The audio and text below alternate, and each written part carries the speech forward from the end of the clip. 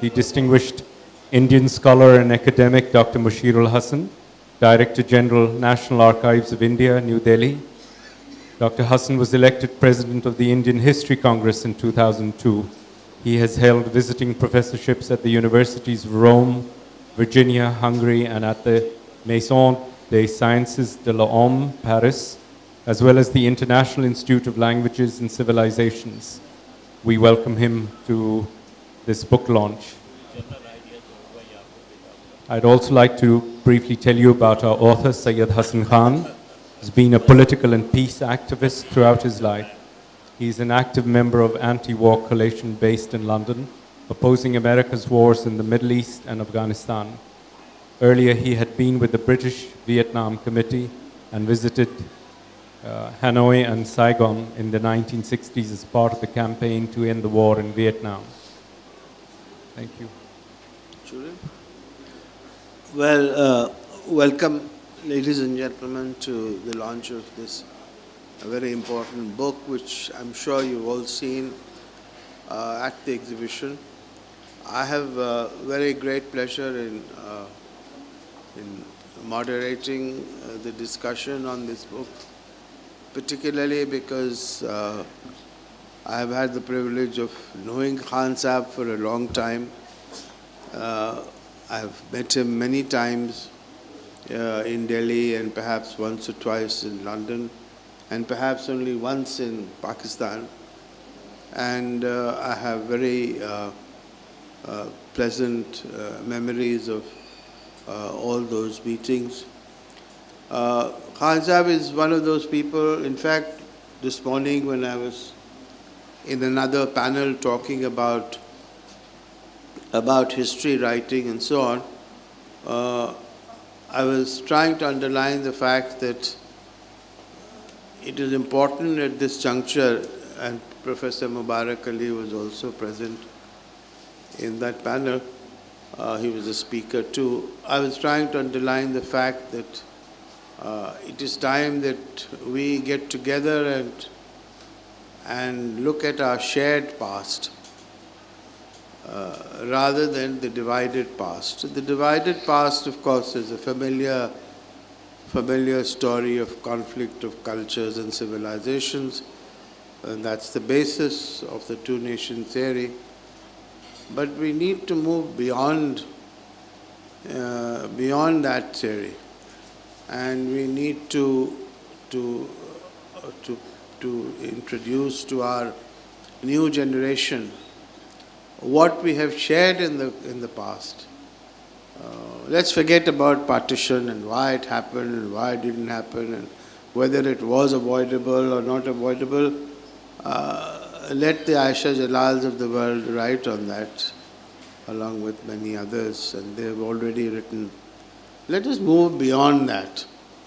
And if we do so, then we will probably discover, perhaps much to our comfort, perhaps much to our surprise or dismay even, that there is a lot that we shared, and that the conflict story is really a story which was invented. It was not real. It was an invented story. And when I go to Nizamuddin, to the shrine of Nizamuddin Auliya, and when I go to the shrine of Khwaja Muinuddin Chishti, or when I go to any other religious place, Goa, I was recently in Goa at the great church in Panjim. I ask myself, is this my legacy only? Is this only a Muslim legacy? Or is this part of the subcontinental legacy from the 13th and 14th century? You know? And why is this not important? I mean, why is Khwaja's shrine not important as part of a shared paradigm? It is, I think. And there are, when I look at the 19th century records and look at how Hindu women during Muharram used to go around the villages, actually travel to villages and sing dohas, and how they would fast on the 9th of Muharram and of course take part in the Taziyah process. This is part of a shared history. And I think I can give you millions of examples of those shared paradigms, and they still exist, incidentally. The good news is that they've not gone away. Sometimes on Thursdays there are more Hindus who come to the shrine of Nizamuddin Auliya than Muslims do. Yeah? So they still exist. And I think Sayeed Khan Sahib, I'm not digressing, I was coming to the main point. Sayeed Khan Sahib is one of those individuals who I think, and that is what comes out loud and clear in the book, who take pride in that shared past and not in the divisions. People like Sayyid Khan, people like Mubarak Ali, people like the great Mahamaza Alawi. I mean, these are wonderful human beings who have seen through living in Pakistan and through their experience of, they are Pakka Pakistanis. It's not as if sharing common paradigms makes you less of an Indian or less of a Pakistani. It doesn't. In fact, it makes you perhaps a stronger patriot than it normally does. He is one of those people who have visited India, who have seen our failings, who have seen our shortcomings. And as I said this morning, our history writing also reflects the fault lines in our society, which are many. I mean, to deny that caste is a very important factor in Indian politics, or to deny that communalism is not a factor in Indian politics, to deny the weaknesses in our institutions or in our democratic functioning would be silly. I mean, there is no point but he has also seen the strength of Indian society, the enormous empowerment that has taken place in my society of millions of people who for centuries were subjected to exploitation and discrimination. And as a result, today they are the ones who are actually a political force, and their representatives are chief ministers in many states. He has also noted, of course, the fact that the minorities are vulnerable. The minorities have been discriminated, are being discriminated. But at the same time, the minorities have fundamental rights which they have enjoyed. And of course, the book tells you a great deal about his wide-ranging friendships. And if you want to have a profile of certain very well-known individuals in Delhi in particular, then you should read the book. I recommend the book, and with this I stop and I ask the author to speak. I recommend the book because it is a book by a friend of India, on India, and I do hope that it will be very widely read, and that many more people like Khan Sahib will visit India and discover for themselves what the great Indian reality is all about. Thank you very much. Your turn to tell the audience about your book, and if there are any questions, we will follow his statement with questions from the audience. I would put this book of mine as a very disorganized book, because I started writing first as my travel biography of mine, why I left, how I left, and when I came here, got disappointed with the values which I cherished at the time of migration, And then ultimately I went away to England, and that took, there the peace movement took a lot of my time, and I forgot the conflict between India and Pakistan for some time. Then I came back to it. So this is the story of mine, passing through various things and having the experience of various events all over, which I have put in the book. But about coming to the recent book, I happened to be in India at the time of Muzaffarnagar communal rights, which were highly played here, and even in the Indian press. Total people who were killed, there were about 31 people. And incidentally, it was not Hindu-Muslim right, it was a Hindu Jat and Muslim right.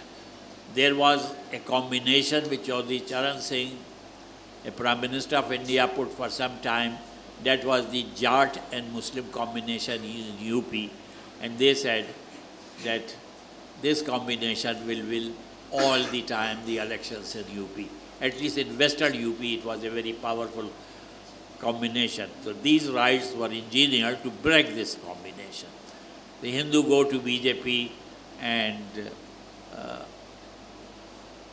Muslims come to Mulayam Singh. I don't know what is the future now, what happens in the April election, but I doubt that this purpose was served.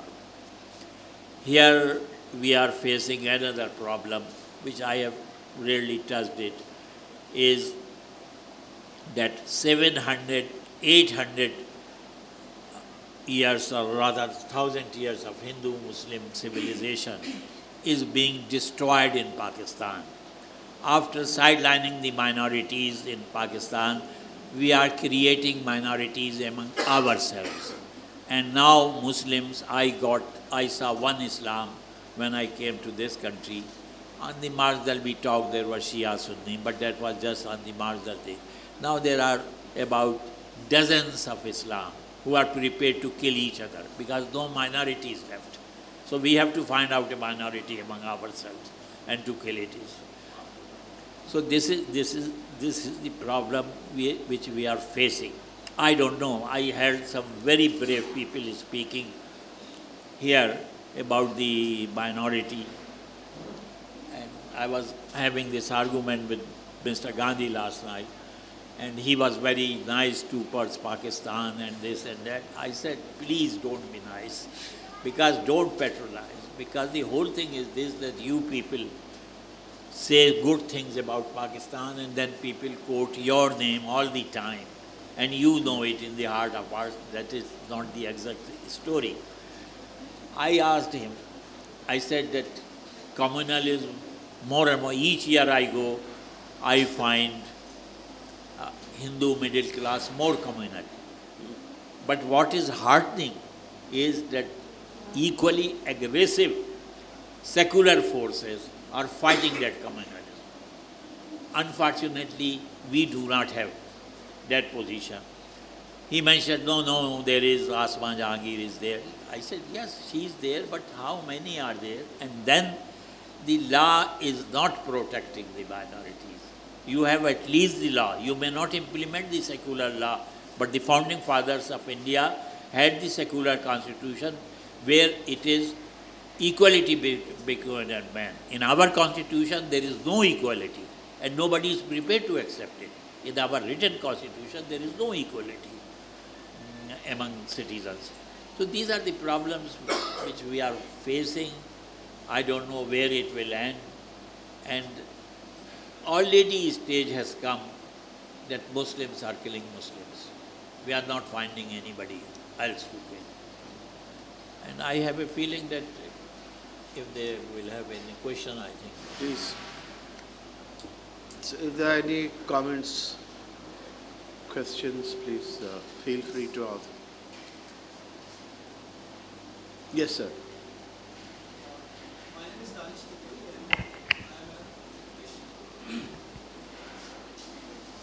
My name is Danish Jatui, and I am education and development professional as well.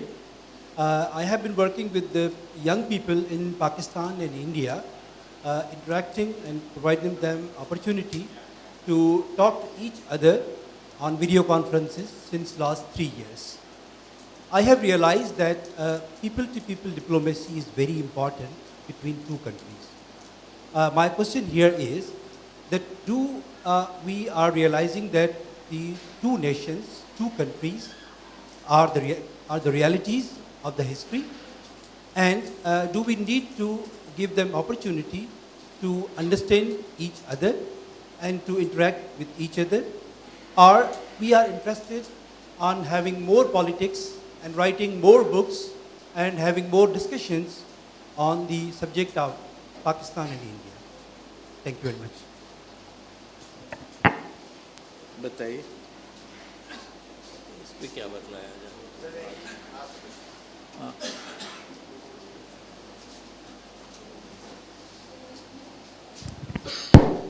सही साहब, आपका observation बिल्कुल ठीक है कि पाकिस्तान में divisions, अब शिया, Sunni, Barelvi, Deobandi. Sir, आप क्या फील नहीं करते कि जो एक वेव आई थी 80s में, 90s में, आप वो लोग रियलाइज़ कर रहे हैं कि वो जाली थी? बट आई एम सेइंग एक wave of resurgence of Islam show call दिया गया था, बट नाउ इन 2014 वो जाली था, उसमें कुछ सब्सटेंस नहीं थी, और हम परसेप्शन है कि तालिबान आ रहे हैं या इंडिया में कम्युनलिस्ट आ रहे हैं, मगर डोंट यू फील कि common man has now more aware of the realities than he was in 80s and 90s? This is my observation. पहला सवाल तो आपका बस सीधा साधा जवाब दे दूँ, no. The whole thing is this, that wave is increasing and it will increase day by day more. You will have to suffer in the name of religion. And Islam, the very word means peace. The whole thing is this, Islam is not practiced in this country. It is the counter-Islam which is being practiced. The people who have taken over Islam are not the real Muslims. They don't talk about peace. They are opposed to the plural society. They have not talked about history. Whenever the Islam, your bright periods of history, whether it was Baghdad or Qartaba, it was the plural society.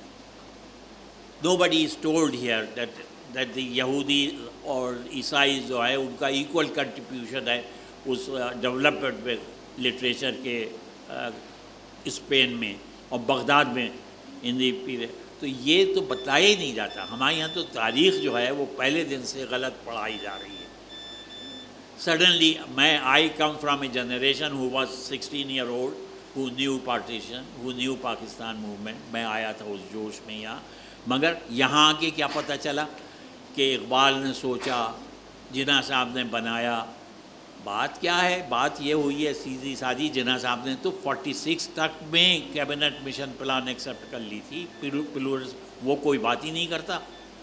यहाँ तो 100 साल पहले official story आपके यहाँ जो आई वो आई कि मोहम्मद बिन कासिम जिस दिन आए थे उस दिन पाकिस्तान बन गया था. तो जब तक आप इस चीज़ों से दूर ना जाएंगे, कोई ये नहीं कहता कि पाकिस्तान ख़त्म कर दिया जाए, कोई ये नहीं कहता, मगर ये कि वी हैव नेबर्स. और फिर ये कि हिंदुस्तान के मुसलमान को पाकिस्तान में इस 60 साल में उसकी हमदर्दी में नहीं एक्सप्लॉइट किया गया. हिंदुस्तान के मुसलमान का जिक्र जब गवर्नमेंट ऑफ पाकिस्तान ने किया है, ख्वाजा फखरुल्लाह खान ने UN में, वहाँ यहाँ जेनोसाइड का, वो इसलिए किया है to put India down, not in the sympathy of the Muslims of India. ये चीज़ आपको रियलाइज़ करना पड़ेगी. और there are as many Muslims in India as here, more. अच्छा, और कॉमन मैन की बात जो है, I agree with you. Common man का हाल ये है कि 5-6 साल की बात है, 55 की. I was in Lahore. Punjab में जो मैसेकर हुआ था दोनों साइड्स पे, I have seen it. Somehow, because of the efforts of the Pakistan High Commissioner in Delhi, they waived the visas for the hockey match. or cricket match, whatever. And 10,000 people arrived in one day from Amritsar. दूध वाले ने पैसे दूध के लेने से मना कर दिया, टांगे वाले ने टांगे का किराया मना कर दिया लेना, शॉपकीपर्स गिफ्ट लोग खरीद रहे थे उनसे पैसे लेने. This happened with in 5 years where every second family in Lahore was affected because half of Lahore was full of refugees from Amritsar. तो कॉमन मैन तो है, but common man is silent. Common man नहीं कर सकता. It is the intellectual of Pakistan who have become dishonest. Either they don't have the courage और या वो झूठ रिपीट करते हैं. सारी चीज़ जो है वो सही बात आप बतलाते नहीं. आपके टेक्स्ट बुक स्कूलों में जो पढ़ाई जा रही है वो गलत है, सारी तारीख़ आपकी गलत है. ये हिस्टोरियन हैं बहुत बड़े, ये देख रहे हैं कि कितने एफ़र्ट इनको करना पड़े हैं जो बीजेपी चेंज कर गई थी सिलेबस इन इंडिया. हमारे यहाँ कोई एफ़र्ट ही नहीं है टेक्स्ट बुक में. और टेक्स्ट बुक को अगर आपने अप्रूव कराना है तो आप उन्हीं चीज़ों को और बढ़ा देते.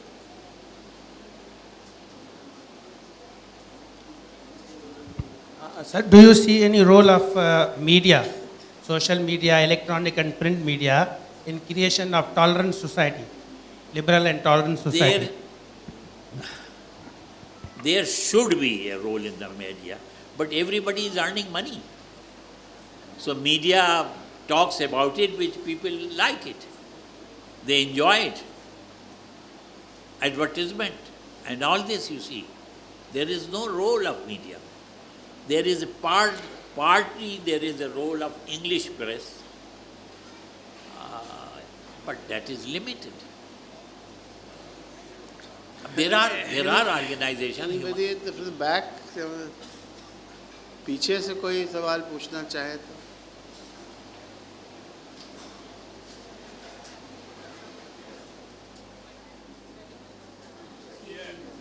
हाँ फरमाइए. In your book, have you looked at the great tragedy that happened, separation of East Pakistan, and this is a trauma that we have forgotten. Our books are not talking about it, and is that a phenomenon that is likely to happen in the future? I don't think that there is this is likely to happen in the future on that scale. The whole thing is this, again, there was a distortion of history. Why this happened in East Pakistan? Jinnah Sahab gave sanction and agreed with Suhrawardy that he should go and talk to the Congress leaders of West Bengal to have a united Bengal. And Suhrawardy for 40 years kept on being accused of being an Indian agent. Liaqat Ali Khan went to the extent of unseating him from the parliament within a year.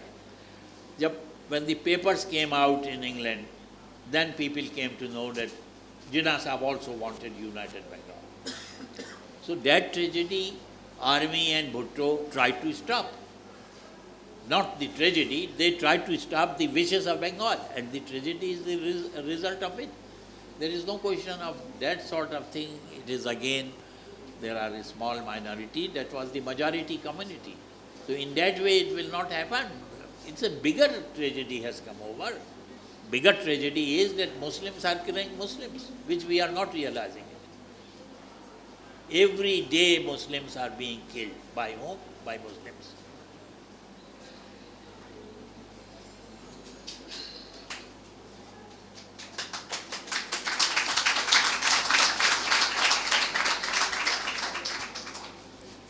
Thank you. Thank you very much, Sayeed Hasan We are Khanzad on and time. Dr. Mushirul Hasan.